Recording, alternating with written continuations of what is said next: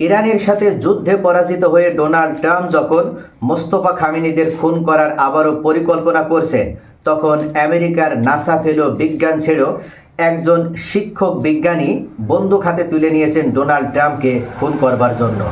গতকাল রাতে হোয়াইট হাউসে সাংবাদিকদের আয়োজিত বিশেষ নৈশভোজে উপস্থিত ছিলেন Donald Trump, first lady Melania Trump, এমনকি ভাইস প্রেসিডেন্ট জেডি ভ্যান্স সহ প্রথম সারির সিনেটর এবং 2000 সাংবাদিক।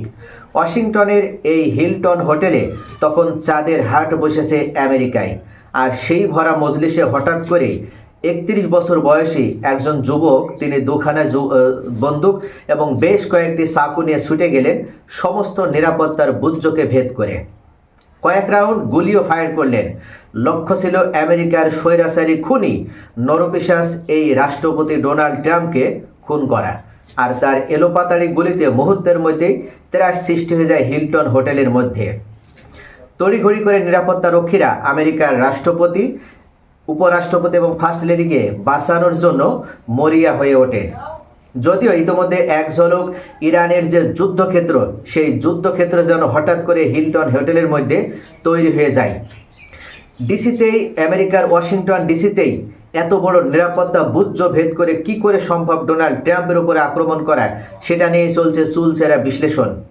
ইতোমধ্যে আমেরিকার পক্ষ থেকে উল্লেখ করা হয়েছে, চলতি বছর অর্থাৎ 2026 সালে এই ডোনাল্ড ট্রাম্পের উপরে আততায়ী হামলা হয়েছে এখন পর্যন্ত তিনবার। প্রত্যেকবারই তিনি জীবিত বেঁচে ফিরলেও কখন না জানি হয়তোবা আততায়ীর গুলিতে তিনি নিহত হয়েছেন, এই সংবাদটি আমরা শুনতে যাচ্ছি। কিন্তু কেন ডোনাল্ড ট্রাম্পের উপরে এই মুহূর্তে এই হামলা? আর আমেরিকার নাগরিক এই বিজ্ঞানী, যিনি নাসা ফেলো বিজ্ঞানী, এমনকি খণ্ডকালীন শিক্ষক, 31 বছর বয়সী এই যুবক কী কারণে ক্ষিপ্ত হয়ে ডোনাল্ড ট্রাম্পকে হত্যা করতে চাচ্ছে, এই বিষয়টি নিয়ে ইতোমধ্যে ডোনাল্ড ট্রাম্প সংবাদ সম্মেলন করে তিনি ক্লিয়ার জানিয়ে দিয়েছেন যে কেন তাকে হত্যার ষড়যন্ত্রে মেতে উঠেছে একটা পক্ষ। ইতিমধ্যে ডোনাল্ড ট্রাম্প উল্লেখ করেছে যে আমাকে হত্যা করার ষড়যন্ত্র করা হলেও ইরান যুদ্ধে এর কোনো প্রভাব পড়বে না। অর্থাৎ তিনি যেভাবে আবার নতুন করে সকল শান্তি আলোচনা বাতিল করে দিয়ে ইসলামাবাদে আর কোনো শান্তি আলোচনায় তার কোনো প্রতিনিধি না পাঠানোর ঘোষণা প্রদান করে তিনি ইরানের এই মুহূর্তের শীর্ষ ধর্মীয় নেতা মুস্তফা খামেনি সহ আইআরজিসির প্রধান ওয়াহিদিকে হত্যার ষড়যন্ত্র করেছে। এমনকি ইরানের হাত থেকে হরমুজ প্রণালী উদ্ধার করার জন্য আবারও আমেরিকা এবং ইসরায়েল যৌথভাবে প্রস্তুতি গ্রহণ করছে, সেটা অব্যাহত থাকবে বলে এই রক্তপিপাসু ডোনাল্ড ট্রাম্প উল্লেখ করেছে। যদি সময় মতো নিরাপত্তা রক্ষীরা ডোনাল্ড ট্রাম্পের উপরে ঝাঁপিয়ে পড়ে তাকে নিরাপদে সরিয়ে না নিয়ে যেতেন, তাহলে আজকে হয়তো ডোনাল্ড ট্রাম্পের সলিল সমাধি হয়ে যেত এই হিলটন হোটেলেই। ডোনাল্ড ট্রাম্পের রাষ্ট্রপতি জীবনে এই নিয়ে যে 3বার আক্রান্ত হয়েছেন, একবার তার কানের পাশ দিয়ে গুলি চলে গিয়েছিল, অর্থাৎ কান মারাত্মকভাবে আহত হয়েছিল। আর এখন থেকে বোঝা যায় যে ডোনাল্ড ট্রাম্প কোন মানে রাষ্ট্রপতি, যাকে বারবার আততায়ীরা টার্গেট করছে। পরবর্তীতে সংবাদ সম্মেলন করে ডোনাল্ড ট্রাম্প উল্লেখ করেছেন যে তাকে আততায়ীরা কেন বারবার টার্গেট করছে। কারণ হচ্ছে তিনি এই মুহূর্তে আমেরিকার সবথেকে ইম্প্যাক্ট রাষ্ট্রপতি। তিনি মনে করেন আমেরিকার সবথেকে জনপ্রিয়, জননন্দিত আব্রাহাম লিঙ্কনের থেকেও তিনি সবথেকে বেশি জনপ্রিয় রাষ্ট্রপতি এবং তিনি আমেরিকাকে সঠিক পথে নিয়ে যাচ্ছেন।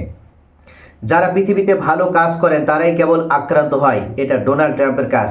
তিনি এত ভালো কাজ করছেন যে আমেরিকার রাষ্ট্রপতি হিসেবে তার জন্যই এখন তাকে টার্গেট করা হচ্ছে। আর তিনি এতে মোটেই ভীত নন, বরং তিনি সম্মানিত হয়েছেন তাকে আততায়ীরা টার্গেট করাতে। আর এরপরই ডোনাল্ড ট্রাম্পকে আবারও সাংবাদিকরা জিজ্ঞাসা করে, আপনাকে যে খুন করতে আসছিল সেই টম অ্যালেন, সে কি সত্যি ইরানের সঙ্গে যুক্ত, বা ইরান যুদ্ধের প্রভাবে কি আপনাকে খুন করতে আসছিল টম অ্যালেন? তখন ডোনাল্ড ট্রাম্প খোলাখুলি জানান যে ইরানের যুদ্ধের সঙ্গে তাকে আততায়ীদের খুন করতে আসার যে চেষ্টা, তার মধ্যে যোগ বা কোনো যোগসূত্র তিনি দেখছেন না। ডোনাল্ড ট্রাম্প স্পষ্টতই ইরানকে এই বিষয়ে জড়াতে চাননি। ডোনাল্ড ট্রাম্প জানিয়েছেন এই আততায়ী টম অ্যালেন একজন লোন উলফ অ্যাক্টর। তিনি নিজে স্বপ্রণোদিত হয়ে নেকড়ের মতো ঝাঁপিয়ে পড়ার চেষ্টা করেছিলেন ডোনাল্ড ট্রাম্পের উপরে, কিন্তু সৌভাগ্য তার যে তিনি নিরাপদ আছেন, এমনকি বেঁচে ফিরলেন। চলুন আমরা এবার দেখে নিই এই টম অ্যালেন আসলে কে এবং কেনই বা তিনি ডোনাল্ড ট্রাম্পকে খুন করবার চেষ্টা করেছিলেন। বিভিন্ন সোশ্যাল মিডিয়ায় এমনকি লিঙ্কডইনের প্রোফাইল চেক করে দেখা গেছে যে এই কোল থমাস অ্যালেন একজন অত্যন্ত মেধাবী ছাত্র। এমনকি খোদ নাসার তিনি ফেলো ছিলেন। তিনি একজন মেকানিক্যাল ইঞ্জিনিয়ার, পাশাপাশি কম্পিউটার সায়েন্টিস্টও। সাম্প্রতিক সময়ে তিনি দুটি গেমেরও ডেভেলপার।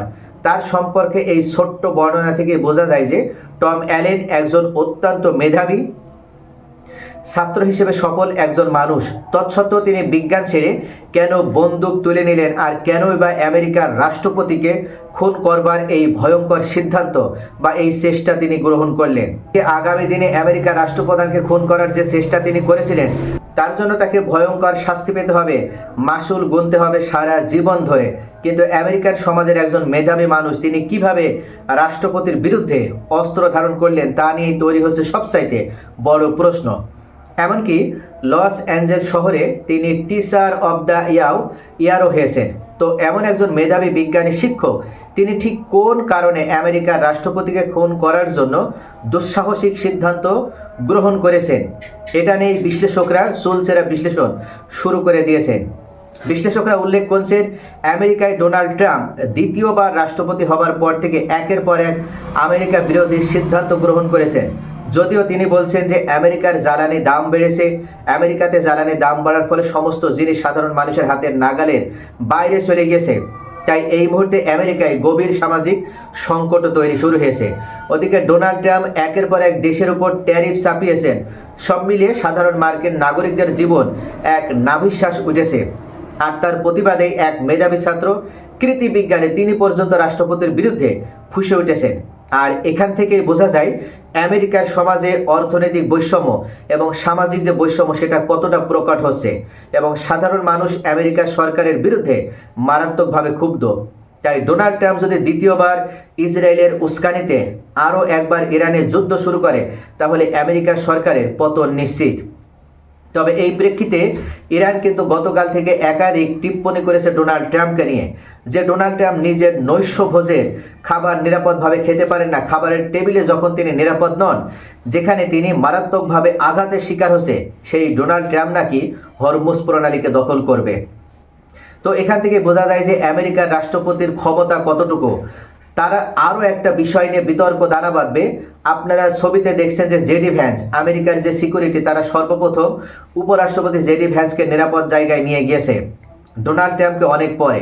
তো আমেরিকার পুলিশ প্রশাসনে এই মুহূর্তে ডোনাল্ড ট্রাম্পকে পাত্তা দিতে নারাজ, বরং তারা জেডি ভ্যান্সের উপরাষ্ট্রপতির জীবনের গুরুত্ব বেশি বলে মনে করছেন।